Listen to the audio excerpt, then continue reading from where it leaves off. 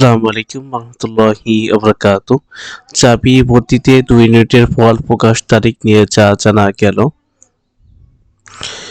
জাহাঙ্গীরনগর বিশ্ববিদ্যালয় ২০২৪-২৫ শিক্ষাবর্ষে স্নাতক সম্মান প্রথম বর্ষের ভর্তি পরীক্ষা গত ৯ ফেব্রুয়ারি রবিবার শুরু হয়।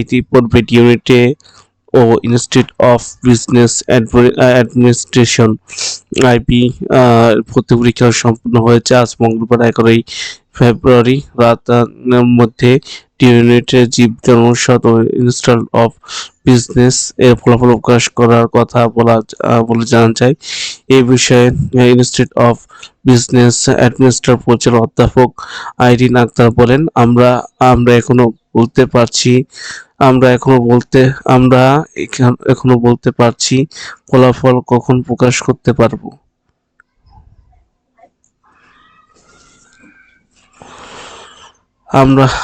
আমরা কিছু কাজ এগিয়ে নিয়েছি, তবে কিছু টেকনিক্যাল বিষয় এখনো আছে যেগুলো পুনরায় দেখতে হবে। আশা করি আজকে আমরা ফলাফল প্রকাশ করতে পারবো। জীববিজ্ঞান অনুষদের ডিন অধ্যাপক মোহাম্মদ মাফরুহি সত্তার বলেন, এবার ভর্তি পরীক্ষায় আমরা অনেক কিছু পরিবর্তন নিয়ে এসেছি। এর জন্য কৌশলগত কারণে পরীক্ষার ফলাফল করতে একটু সময় লাগছে।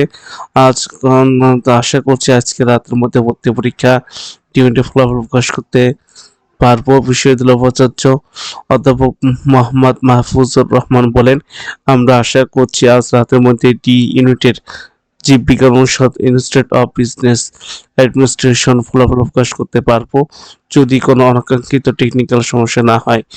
উল্লেখযোগ্য, মঙ্গলবার ১১ ফেব্রুয়ারি রাত ৯টায় ভর্তি পরীক্ষা তৃতীয় দিনের পরীক্ষা শুরু হয়েছে। আজ ই ইউনিট ও এ ইউনিটের পরীক্ষা মোট ৫টি শিফট অনুষ্ঠিত হচ্ছে।